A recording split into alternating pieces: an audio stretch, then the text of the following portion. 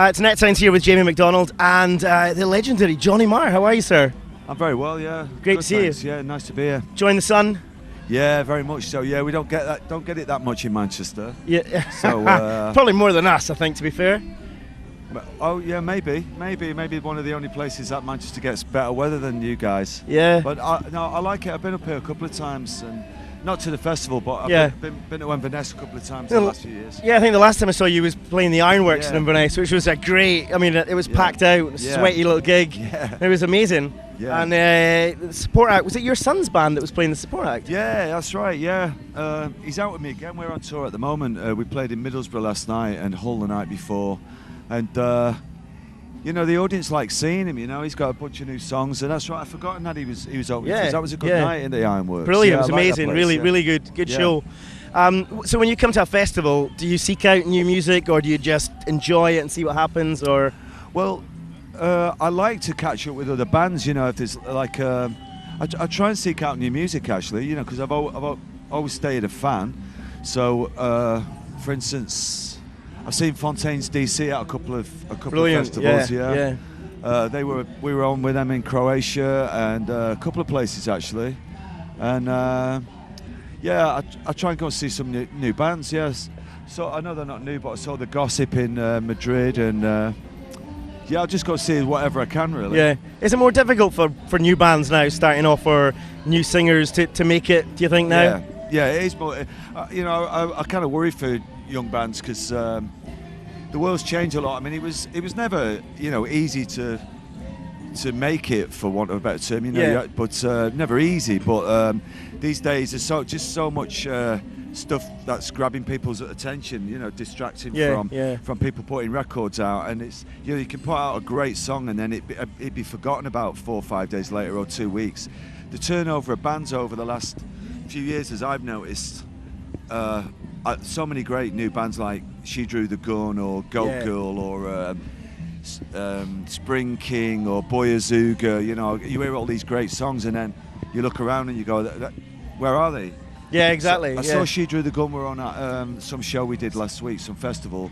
So anyway, my point being is like, it's just such a high turnover that people. It's more difficult. Yeah. Yeah, people need to get attention just via social media. That's the game, isn't it? And I think, you know, you're absolutely right. Stuff we post on the blog as well. People see it for a few minutes and then they're blinkered and they're off and looking at something else as well. Yeah, I mean, there's a lot of good things about the modern world. There's you know, that you can just tap a piece of glass and you can get any music you want in your pocket. Is an amazing thing. I mean, it's fantastic, but there are consequences. There are good and bad. Yeah, absolutely. I like many things about living in a modern world.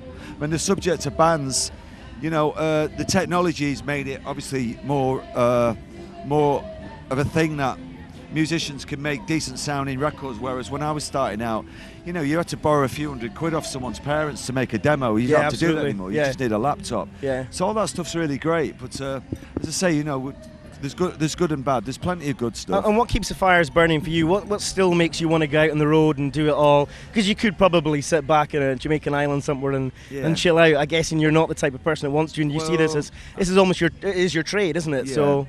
Well, I mean, what music is, for me, there's nothing that replaces music. What actually music does to a person, what a song does to me, how it makes me feel. You know, whether it's you know, a James Brown song or whether it's a new song by Yak or by Gaz Coombs or something I'm writing myself.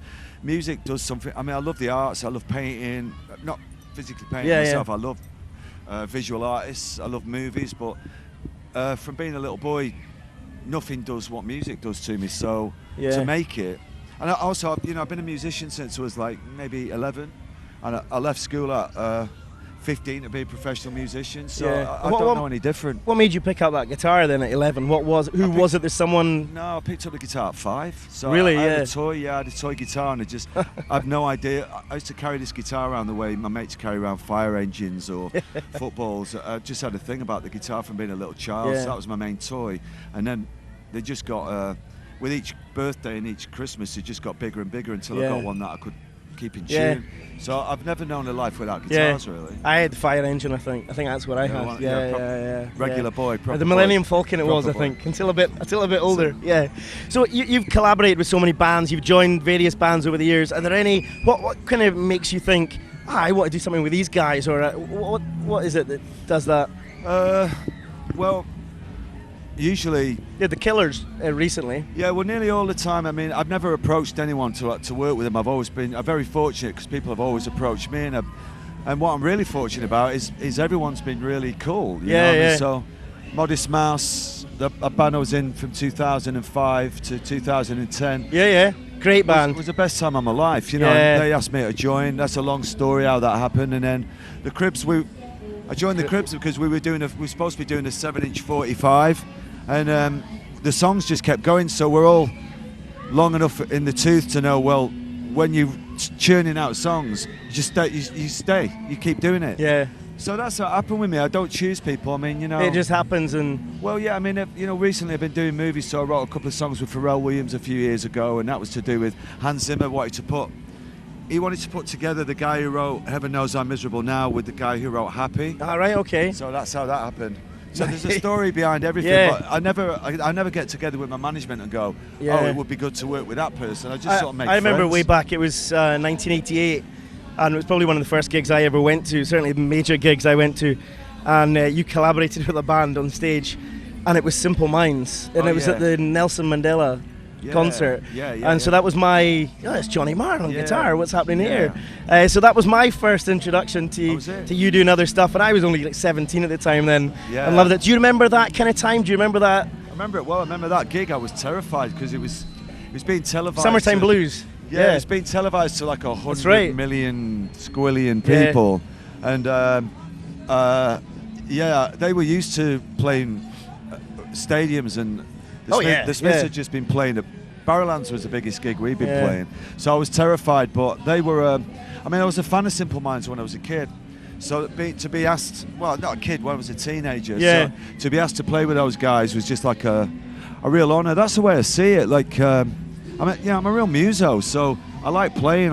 So when the Killers wanted me to play with them, I thought, well, I'm a musician, so I like playing with other people.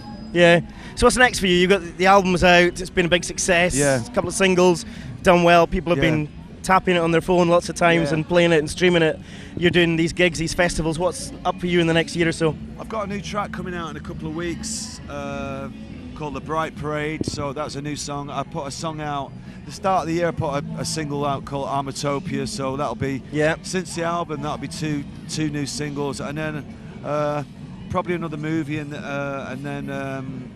writing a new record in October. So it's another solo album that I'm writing.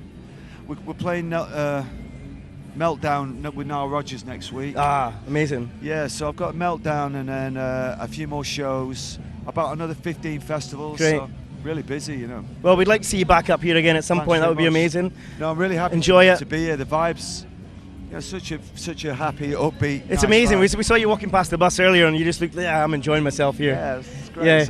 It's not a bad way of making a living. And are you going to get to enjoy yourself after the set, or are you heading back down the road? Or? I really want to see the Cuban Brothers. They're one of my favourite ever bands. Yeah, they're the crazy. best. Yeah, they're brilliant, and they're great musicians. You did a set with them, surely. How would that work? Man, I'd play with those fuckers. Yeah, that would be good. Johnny, it's been an absolute pleasure. Thank you very much indeed. Thank you. Take care. Cheers, man. Yeah, cheers, man.